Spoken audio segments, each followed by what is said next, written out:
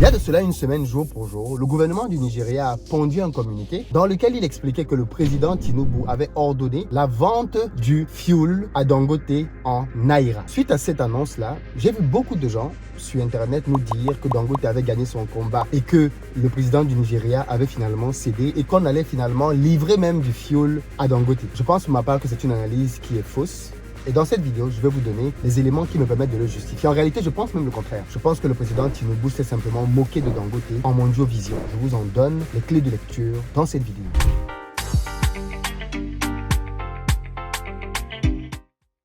Salut à toi, bienvenue sur ma chaîne. Moi, c'est Philippe Simo.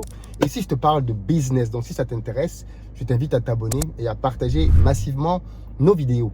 Pour ceux d'entre vous qui, comme moi, voulaient lancer des business en Afrique rentables, je vous donne rendez-vous à Back to Africa les 28 et 29 septembre au Palais des Congrès pour vous parler de business ensemble, de stratégie, de comment faire pour se déployer dans nos différents pays pour pouvoir générer des activités qui vont nous permettre de peser de plus en plus dans nos économies locales. Parce que ce n'est qu'à ce prix-là que nous allons réellement obtenir l'indépendance de nos pays. Vous pouvez encore bénéficier des places à 250 € au lieu de 400. C'est donc une très bonne promotion vous permettant d'assister à l'événement. D'ailleurs, je vous rappelle que les masterclass sont désormais ouvertes.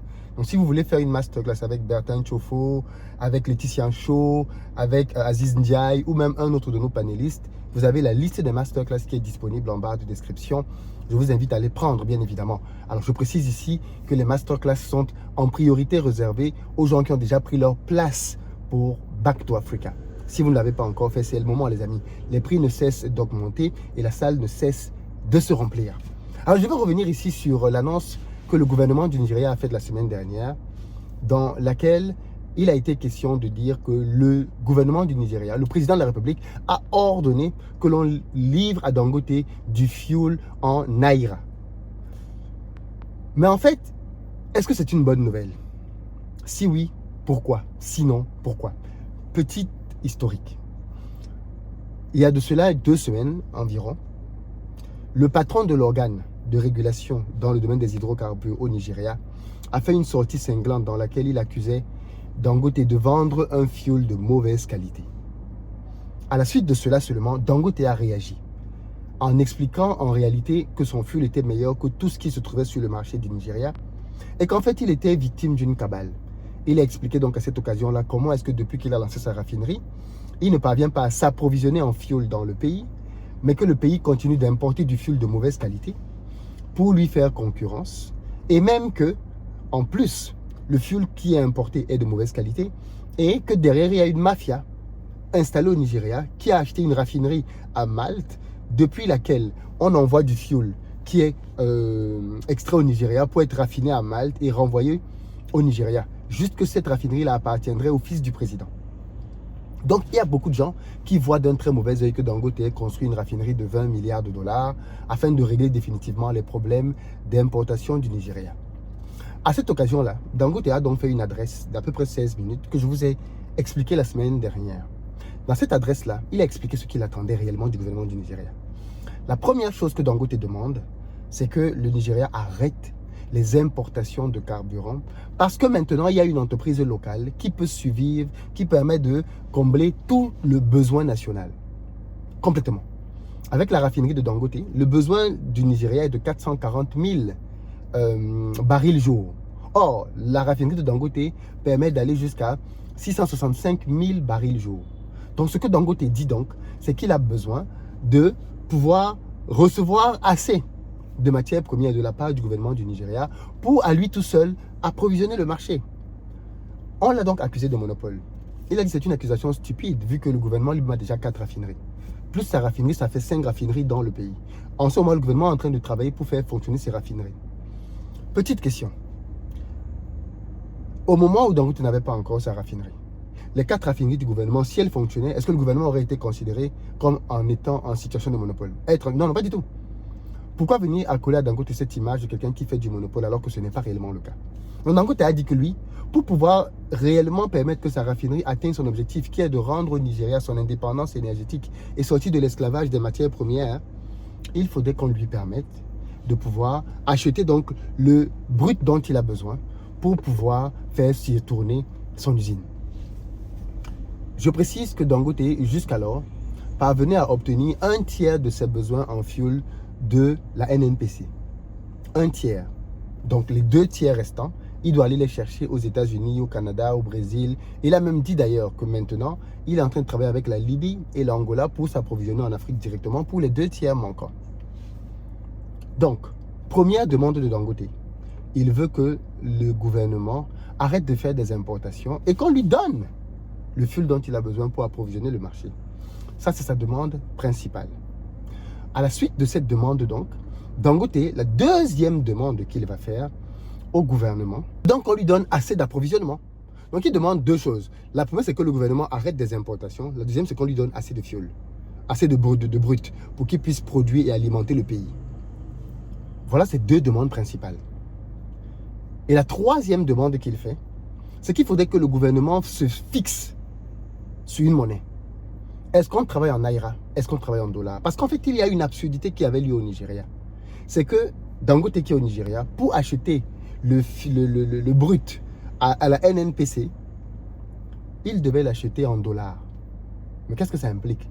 Ça implique qu'il devait prendre ses naira, les vendre sur le marché pour avoir des devises et venir au Nigeria acheter le fuel en devises, en dollars. Ce qui est parfaitement absurde.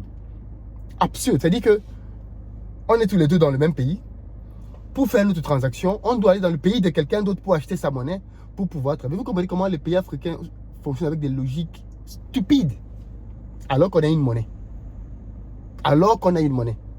En réalité, la décision de décider de travailler en naira, c'est une décision qui consolide la monnaie naira. Ce n'est même pas une décision en tant que telle pour Dangote. Non, c'est une décision de bon sens, mais qui profite à l'économie nigériane parce qu'elle permet de fixer le naira et bien évidemment d'éviter la volatilité de cette monnaie par rapport au dollar. Parce que plus vous faites des flux et des transactions avec une même monnaie, plus elle est stable et plus elle est forte.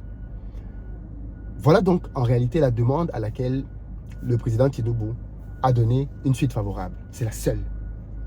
Il a dit, ok, Dangote peut continuer d'acheter le fuel, mais désormais, la NNPC va lui garantir 26% de ses approvisionnements parce que Dangote a besoin d'à peu près, je crois, 15 briques par mois pour travailler.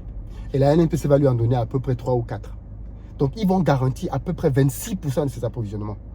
Donc, ce que le président a dit, c'est vous lui garantissez 26%. Mais excusez-moi, les 74% restants, Dangote va les prendre où? En sachant que, avant même que le président ne dise ça, Dangote achetait déjà à peu près 30% à la NNPC. Donc, le fait de venir dire qu'on lui livre 25%, ce n'est pas en soi une révolution. Il avait déjà à peu près 30%. Donc moi, je ne comprends pas pourquoi les gens viennent s'extasier en disant que oui, Tinubu a fait quelque chose d'extraordinaire. Je ne vois pas. Peut-être que vous pouvez m'expliquer. Moi, je ne vois pas. Dangote achetait déjà un tiers auprès de la NNPC. Ça, c'est ce qui était déjà. Tinubu vient dire, garantissons-lui 25%. Donc maintenant, il a une garantie qu'il va toujours avoir au moins 26%. Mais c'est pas ce que Dangote veut. Dangote veut 100% depuis le Nigeria. Parce que la production du Nigeria va atteindre 2 millions de barils par jour. 2 millions. Dangote a besoin de 665. Ça veut dire que le Nigeria va encore avoir une capacité assez conséquente pour vendre ailleurs. Tinubu lui a refusé. Première chose. Tinubu a refusé qu'on lui donne à Dangote assez de fuel pour garantir sa production. Deuxième poignard dans le dos. Tinubu n'a pas interdit les importations. D'après les confidences que je vous ai faites la dernière fois, il se dit même que c'est le fils de Tinubu lui-même qui est derrière la mafia qui consiste à avoir des usines à Malte pour pouvoir alimenter le marché local. C'est quand même grave, non? Le propre fils du président serait incriminé dans une histoire, serait impliqué dans un trafic qui ne dit pas son nom. On sort le brut du pays, on le fait raffiner à Malte, de mauvaise qualité, on le renvoie au pays et on s'enrichit avec ça. Celui qui vient donc pour essayer de mettre un terme à ça, forcément, il devient une cible à abattre. Et voilà comment donc Dangote devient ennemi public numéro 1. Donc, moi, je ne vois pas en quoi est-ce que le communiqué de la dernière fois est une bonne nouvelle pour Dangote. Peut-être que vous allez mieux comprendre maintenant ma position, mais pour moi, ce n'est pas le cas. C'est un communiqué dans lequel on vient pour donner le sentiment d'avoir écouté, mais les véritables demandes, les véritables attentes de Dangote n'ont pas été satisfaites. Et on pourrait se demander pourquoi. Pour moi, bien évidemment, c'est une question d'intérêt, c'est une question de gros sous. Aussi simple que ça. Il y a beaucoup d'argent impliqué, beaucoup d'intérêts mêlés, Et donc, à ce moment-là, ben, monsieur Dangote, on est désolé pour toi, mais on ne peut pas te donner ce que tu demandes. En tout cas, moi, voilà ce que j'ai compris de cette situation. Et c'est déplorable. C'est déplorable que quand en Afrique, on a des industriels qui prennent le risque industriel de mettre autant d'argent pour lancer un projet, pour redonner à nos pays une certaine autonomie, qu'on vienne être englué dans des histoires politiques qui empêchent au business de fonctionner. Et quand on a compris ça, on comprend aussi que pour faire du business à un niveau, il faut comprendre les rouages, les mécanismes de la politique pour ne pas être surpris de manière naïve. Qu'est-ce que ça vous inspire? Dans les commentaires, je veux vos avis là-dessus. Ciao.